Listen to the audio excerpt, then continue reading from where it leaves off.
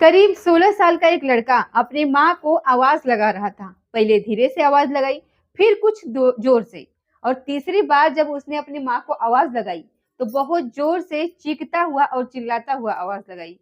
पहली बार में तो माँ समझ नहीं पा रही थी, दूसरी बार में उसका जो भी ध्यान होता है वो टूटता है, और तीसरी बार में वो दौड़ती हुई अपनी बेटी के पास जाती है, और जैसे ही घर के दहलीज को पार करती है, उसके गोद में आकर के उसके बेटे का सर गिर जाता है। बस इतना होता है, अपने ही बेटे का सर फुटबॉल की तरह जब उसके गोद में आकर के गिरता है, तो उसकी चीख निकल जाती है। चीख पुकार की आवाज पूरे गांव में फैल जाती है। न केवल गांव में नहीं, बल्कि आसपास के लोगों तक भी पहुंच जाती है। माँ रो रही थी, बिलख रही थी। वो 5 बहनों का एकलौता भाई होता है। बहनें भी आ जाती हैं, वो भी रोती हैं, बिलखती हैं, और किसी ने इस फोटो को खींच करके सोशल मीडिया पर अपलोड कर दिया। ये खबर टीवी और अखबारों में, सोशल मीडिया पर प्रकाशित होने लगती है। उसके बाद फिर पूरे देश भर में इस बात पर चर्चा शुरू हो जाती है। एक तरफ देश मना रहा था दीपावली का पर्व, दूसरी तरफ इस फोटो को लेकर के चर्चा चल रही थी। आखिरकार शासन प्रशासन को भी आगे आना पड़ता है, और शासन कहता है कि हम जितनी जल्दी हो सके कातिलों को सलाखों के पीछे पहुंचाएंगे और उन्हें कड़ी से कड़ी सजा दिलवाने की कोशिश करेंगे।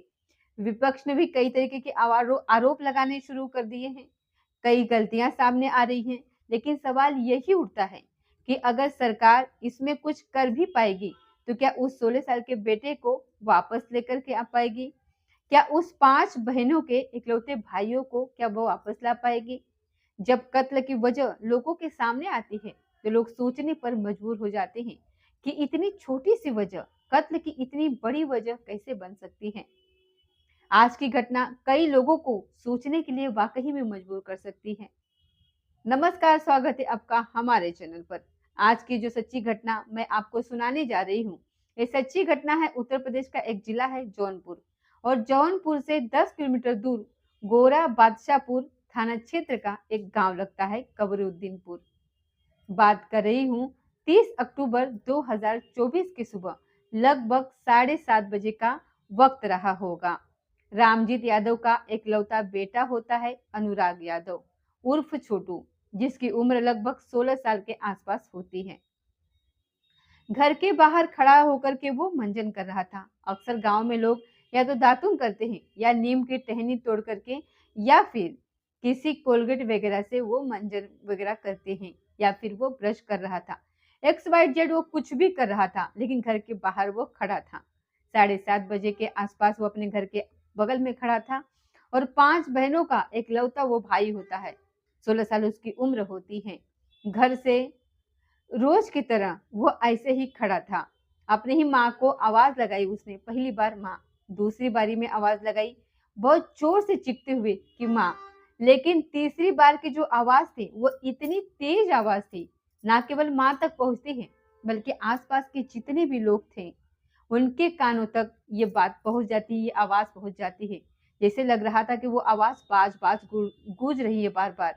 माँ, उसकी जो आशा देवी होती है, वो घर से निकलती है, और दौड़ती हुई दहलीज को जैसे ही वो पार करती है, तो सामने से बेटा दिखाई देता है। लेकिन बेटी की जो गर्दन होती है वो एकदम से धड़ से अलग होकर के माँ के गोद में आकर के गिर जाती है। माँ बहुत जोर जोर से चीखती है, चिल्लाती है, और कहती है कि मेरे बेटे को मार दिया।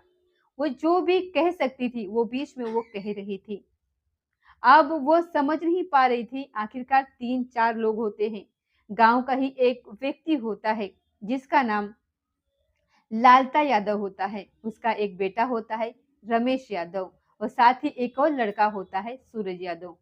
करीब 5-7 लोग थे। सबके हाथों में, किसी के हाथ में हंसी थी, किसी के हाथ में तलवार थी, किसी के हाथ में कुल्हाड़ी थी, और किसी के हाथ में कुछ ऐसे गड़ासे वगैरह थे। कुछ इसी तरीके से हथियार लेकर के वो उस लड़के के पीछे पड़े हुए थे। वो लड़का इधर से उधर भाग रहा है, दौड़ रहा है, अपनी जान बचाने की तमाम कोशिशें कर रहा था। इस बीच में वो लगातार आवाज भी लगा रहा था। आसपास के लोग भी जाग जाते हैं, बाहर निकलते हैं, देखते हैं। कोई समझ नहीं पा रहा था कि आखिरकार वजह क्या है। लड़का जैसे ही तीसरी आवाज में रुकता है, शांत होता है, पीछे से एक तलवार आती है। तलवार को इतनी ताकत से मारा गया था कि एक तलवार से धड़ और सर दोनों अलग हो जाते हैं। माँ के पास पहुंच जाता है। माँ का रो रो कर बुरा हाल हो जाता है और बहनें भी वहां पर आ जाती है। और उसके बाद फिर पूरा गांव इस घटना को लेकर के सड़कों पर उतर आता है। ना केवल पूरा गांव बल उतर पड़ता है, बल्कि सोशल मीडिया पर भी कुछ देर में एक खबर वायरल होने लगती है। दरअसल डीएम डॉक्टर दिनेश चंद और साथ ही एसपी और डॉक्टर अजय पाल शर्मा सीईओ होते हैं गौरा बादशाहपुर के, तमाम ये आला अधिकारी जो होते हैं वो मौके पर आते हैं। और उसके बाद फिर सैकड़ों पुलिस वाले वहां पर आ जाते हैं। एक दिन पहले ही इस गांव के अंदर दरअसल 29 अक्टूबर 2024 को ये लड़का जिसका नाम अनुराग यादव होता है, वह अपने घर से कुछ ही दूरी पर एक छोटी सी जमीन का टुकड़ा होता है। उस जमीन के टुकड़े की साफ सफाई कर रहा था और जैसे ही इसके घास वास ये छील रहा था, क्योंकि इससे पूछा जाता है कि तुम ये सब क्या कर रहे हो, फिर वो कहता है कि अगले दिन दीपावली का त्योहार है, साफ सफाई करना अच्छी बात है, इसलिए मैं साफ सफाई कर रहा हूँ। इसी बीच में पड़ोसी ही होते हैं, वो थोड़े से फासले से रहते हैं लालता। उसके परिवार के कई सारे लोग मौके पर आ जाते हैं और उस लड़के को बहुत बुरी तरीके से डराने लगते हैं, धमकाने लगते हैं। हो सकता है कि तमाम तरीके की गंदी संदी बातें करते होंगे, गालियां वालियां दी होगी और कहते हैं कि तुम यहाँ से चले जाओ। जब लगातार उस लड़के को 16 साल के उस बालक को लगातार धमकाया जा रहा था, टॉर्चर किया जा रहा था, तब गांव के आसपास के लोग आते हैं, समझाते हैं कि इस तरीके की बातें मत करो, अगले दिन वैसे भी त्योहार है और त्योहार पर इस तरीके के लड़ाई झगड़े नहीं करते। अनुराग को समझाया जाता है। अनुराग अपने घर चला जाता है, लेकिन वो इतना अपने घर पर नहीं बताता है कि इस तरीके से झगड़ा फसाद भी हुआ है और वो नहीं जान रहा था कि आखिरकार आगे कुछ हो भी सकता है। उस रात तो कट जाती है वो रात, लेकिन लालता यादव को कुछ ऐसा लग रहा था जैसे कि उसके साथ कोई बड़ी वारदात हुई है। उसने एक प्लानिंग करी और प्लानिंग करने के बाद लालता, उसके परिवार के जो भी कुछ लोग होते हैं, वो हाथों में हंसी गड़ासी वगैरह लेकर के और तलवार लेकर के सीधे मौके पर पहुंच जाते हैं और उस बालक की गर्दन काट करके उसकी हत्या कर देते हैं। जब हत्या करते हैं तो मामला सोशल मीडिया पर वायरल हो जाता है। हर कोई इस घटना के बारे में जानने की कोशिश कर रहा था। दरअसल ये कहानी शुरू हुई थी साल 1995 में। रामजीत यादव और उसके 20 किलोमीटर दूर एक लालता यादव के नाम का एक व्यक्ति होता है। लालता यादव एक दबंग प्रवृत्ति का व्यक्ति होता है। रामजीत यादव की 5 बेटियां होती है और एक बेटा होता है। और 1995 में ग्राम पंचायत की भूमिका लेकर के एक विवाद चला आ रहा था। विवाद कुछ इस तरीके का था कि 1 से 1.5 बिस्सा या 2 बिस्सा जमीन रही होगी, इतना जितना कि एक दुकान होती है, एक दुकान से थोड़ी बहुत ज्यादा की संख्या रही होगी, लेकिन इससे ज्यादा नहीं होगी। इस छोटी सी जमीन के टुकड़े को लेकर के दोनों पक्षों में कई सालों से लगातार विवाद चल रहा था। बातचीत बन नहीं पा रही थी। आखिरकार ग्राम पंचायत के कुछ सदस्य बैठते हैं और बैठने के बाद ये तय कर लेते हैं कि तुम्हारे हिस्से में इतनी जमीन आ रही है, तुम इस हिस्से पर आराम से अपना दीवार वगैरह बना लो ताकि झगड़ा हमेशा के लिए खत्म हो जाए। लेकिन गांव वालों ने इस झगड़े को खत्म कराने की तमाम कोशिशें की। उसके बावजूद भी दबंग प्रवृत्ति का जो व्यक्ति होता है लालता यादव, वह अपनी हरकतों से बाज नहीं आ रहा था। उसने हद तो तब कर दी। उसने कहा कि मैं इस जमीन पर अपना घर बनाऊंगा, चाहे भले ही मामला कुछ भी हो जाए। और हद तो तब हो जाती है जब एक ही साल के अंदर लगभग 16 मुकदमे रामजीत यादव के परिवार पर लगा दिए जाते हैं। और इस घटना होने से लगभग 10 दिन पहले ही 18वां मुकदमा लिखा गया था। मामला कोर्ट में विचाराधीन चल रहा था। अब चाहे कोई कुछ भी कहे, लेकिन रामजीत के परिवार को लगातार किसी न किसी मुकदमे में उलझाया जा रहा था। एक परिवार गरीब होता है, एक परिवार दबंग होता है। एक दबंग परिवार में एक दरोगा भी बताया जाता है और दरोगा जैसा कह रहा था, पुलिस को वो अपने इशारे पर कुछ ऐसे ही नचा रहा था। अब ये परिवार जो रामजीत का होता है, अनुराग का परिवार जो होता है, वो सोचने पर और सोचने समझने की शक्ति इसकी क्षीण हो जाती है। करे तो क्या करे, क्योंकि लगातार उन पर मुकदमे लिखे जा रहे थे, उनकी कुछ सुनवाई नहीं हो रही थी और इसके बावजूद भी वो जो दरोगा होता है वो पुलिस को अपनी उंगलियों पर कठपुतलियों की तरह नचा रहा था। ये वक्त धीरे धीरे करके ऐसे ही आगे बढ़ रहा था और वक्त आगे बढ़ते बढ़ते 30 तारीख को जिस तरीके से अनुराग यादव की गर्दन काट करके हत्या की जाती है, पूरे प्रदेश भर में इस बात को बवाल मच जाता है। इस बात पर उसके बाद मुकदमा दर्ज कर लिया जाता है, पुलिस भी आती है और पुलिस आने के बाद उन आरोपियों को गिरफ्तार करती है और तमाम दबिशें भी देती है। इधर जो पूर्व मुख्यमंत्री अखिलेश यादव हैं, एक तरफ तो कहते हैं कि जंगल राज है, दूसरी तरफ वो सरकार पर भी उंगली उठाना शुरू कर देते हैं। सरकार कहती है कि हम अपना काम कर रहे हैं, जितने जल्दी हो सकेगा आरोपियों को गिरफ्तार करेंगे और गिरफ्तार करने के बाद उनको जेल भेज देंगे।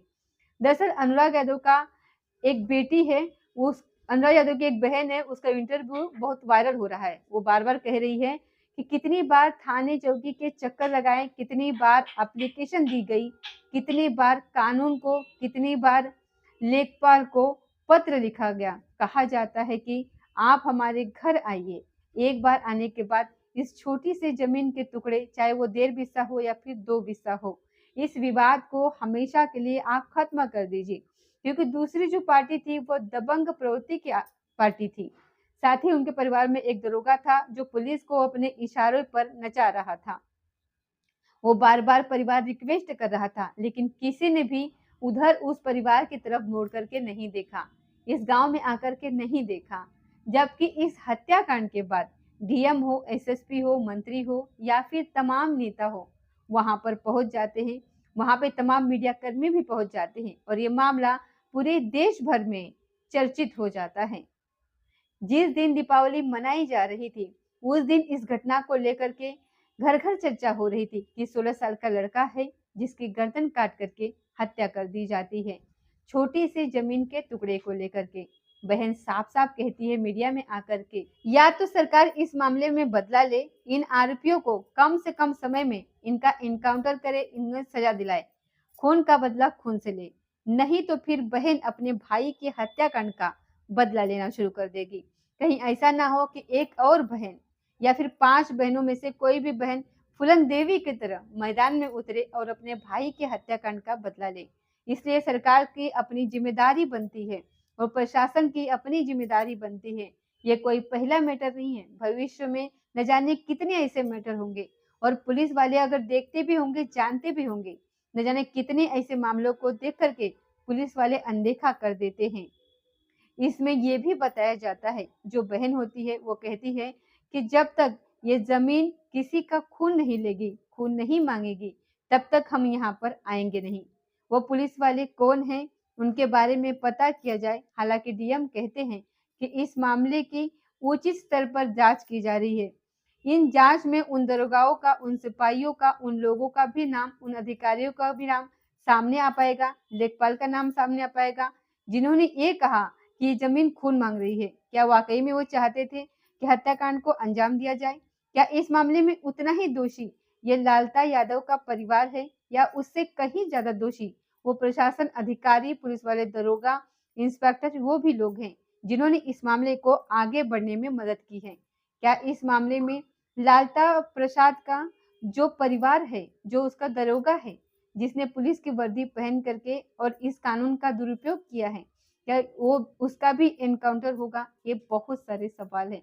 इन सवालों के जवाब ना केवल जनता मांग रही है, बल्कि जनता से कहीं ज्यादा वो जो 5 बहनें हैं, माता पिता है, जिनका वो इकलौता भाई होता है, जो हाई कमांडो का गेम खेलता था, जो बताया जाता है कि जो नेशनल प्लेयर था, लेकिन इन दबंग परिवार की वजह से वो शायद सामने आने से भी कतराने लगता है और वो उस परिवार में इतना डर चुका था कि वो प्रैक्टिस करने भी नहीं जा रहा था, जबकि उसका कोच का इंटरव्यू लिया जाता है। बहन ने जो इंटरव्यू दिया है वाकई में दर्दनाक है और कई तरीके के सवाल खड़ने वाला है। सरकार की जिम्मेदारी बनती है कि इस मामले में उच्च कदम उठाए और आरोपियों को कम से कम समय में सजा दिलवाए और साथ ही एक ऐसा कानून पेश करे ऐसा आदेश पारित करे कि जहां पर इस तरीके के मामले होते हैं, जहां पर छोटी-छोटी जमीनों को लेकर के मामले होते हैं, जहां बैठकर दो पक्ष को आपस में बिठाकर समझाया जा सकता है, मामला खत्म किया जा सकता है, ऐसे मामलों में सरकार को उचित कदम उठाने की जरूरत है ताकि भविष्य में ऐसे इकलौते बेटे की ऐसे इस तरीके से जान न जाए। दोस्तों, इस पूरी घटनाक्रम को सुनाने का उद्देश्य किसी को परेशान करना नहीं है, किसी का दिल दुखाना नहीं है, बल्कि आपको जागरूक करना है, आपको सचेत करना है। आपको बताना है कि खासकर ग्रामीण क्षेत्रों में प्राधानिक इलेक्शन हो या जिले के छोटे-छोटे टुकड़े हो या फिर शहरी क्षेत्रों में भी ऐसे होने लगा है। छोटी-छोटी बातों को लेकर के खून खराबे हो जाते हैं। वो जमीन का टुकड़ा वही रह जाता है। जिस तरीके के अनुराग यादव की हत्या की जाती है और दूसरा परिवार वो सलाखों के पीछे चला जाएगा। जमीन का टुकड़ा वही का वही रह जाएगा। पीढ़ी दर पीढ़ी चलता रहेगा, लेकिन वो जमीन वही रहेगी। काश एक परिवार ने भी अगर बड़ा दिल दिखाया होता, तो शायद इस तरीके की बातें होती ही नहीं। इसलिए कभी भी कोई भविष्य में ऐसी घटना ना हो, इसलिए बड़ा दिल दिखाने की ज़रूरत है और किसी का दिल बिल्कुल भी नहीं दुखाना चाहिए और अपना सब लोग ख्याल रखें। तो ये थी आज की सच्ची घटना। मिलते हैं अगले किसी सच्ची घटना के साथ, तब तक जय हिंद, जय भारत।